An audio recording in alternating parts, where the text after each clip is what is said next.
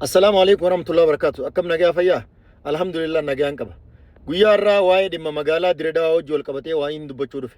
Magaalaa Dirree Dhawaa ilaalchisee manguddoonni Soomaalii dheenya kana waltajjii Dirree Dhawaatti adeemsifame irratti magaalaan Dirree Dhawaadha Soomaalii jalatti akka deebitu gaafachaa jiran. Ammaasis manguddooleen adda addaa sooshaal miidiyaa irratti magaalaan Dirree Dhawaadha magaalaa Isaati magaalaa gurguraati jedhanii kan dubbachaa jiranidha. Lafa Oromoodha onaaf ranqalloo jechuudha.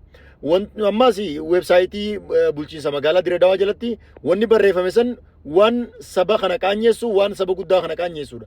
Oromoo ispeeshaalii Oromoon kutaa Harargee dabalatee kutaan tokko Oromoon akkuma Finfinnee magaalaan guddittiin magaalaa Oromooti jennee falmachaa turretti yeroon ammaa magaalaan Dirree Dhawaa yookaan magaalaa lafa Oromooti yookaan magaalaa lafa Soomaaliiti yeroon murteessuun amma jechuudha.